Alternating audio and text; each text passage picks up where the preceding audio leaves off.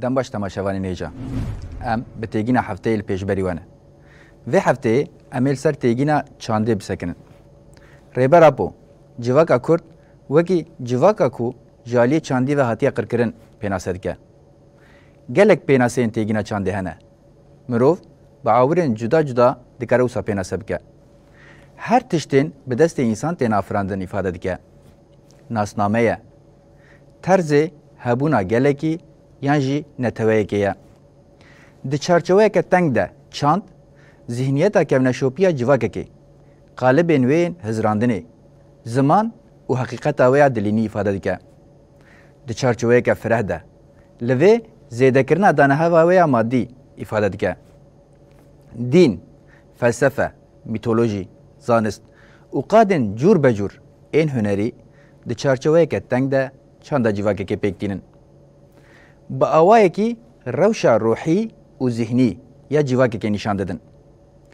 تیگینا چانده د زمان لاتینی ده وکی کلتور د زمان کردی ده وکی چاند د زمان ترکی ده جی وکی اکین تیبکارانین اف بگشتی تین معنی بکارانین خملاندن و میزکرن الخاکی یعنی پیوندی مروف و خاکی ifade دکن ریبراپو د پارازنامه پرسکریکا کرد و چارەسەریان نەتەوەیە دموکراتیک ده د بەشە چارچەوەیە تێگینی و تەوریک ده bi van nirxandinan mijara çandê ronî dike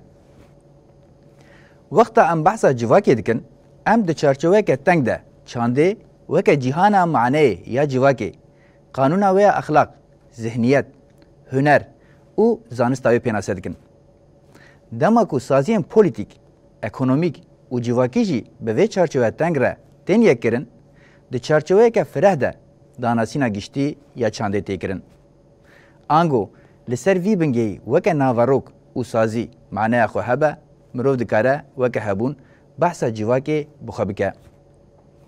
eger bi tenê behsa civaka sazî yan jî manedayî were kirin ev ê bibe nêzîkatiyeke xapînok civakeke taybet têra xwe gihîşti bi asta sazîbûn û manedanê dikare weke hebûn bibe xwedî nasname û bêbinavkirin bi tenê behsa civaka manedan an jî sazîbûnê were kirin û di nava civakên bi vî rengî de fikirîna li jiyaneke mirovane çawa di tevahî civakên dîrokê de hatiye gotin wê weke şaşî ji rê derketin bêexlaqî û kirêtî were qebûl kirin û mehkûm kirin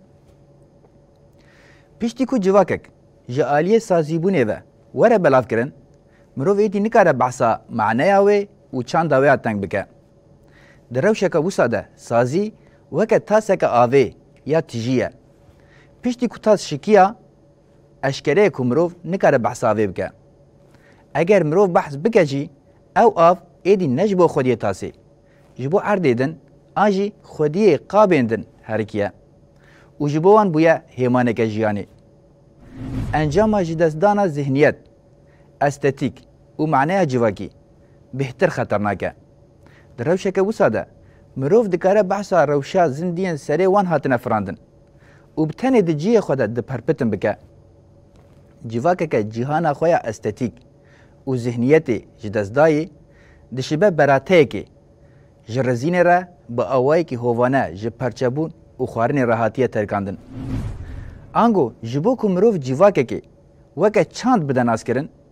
şert ku mirov ji sedî sed wê di nava yekparebûna manedan û sazîbûnê de binirxîne di vê mijarê de mînakeke herî berbiçav rastiya civaka kurd e ku gelekî dramatîk pêk hatiye ji ber ku hem ji aliyê sazîbûnê hem jî ji aliyê ji destdana zihniyet û manedanê ve gelekî hûrhûrî parçe bûye mirov dikare civaka kurd weke civaka ji aliyê çandî ve hatiye qirkirin bide naskirin wekî ku ji vir jî tê fêmkirin rihendê çandê ji bo civakan hêmaneke girîng e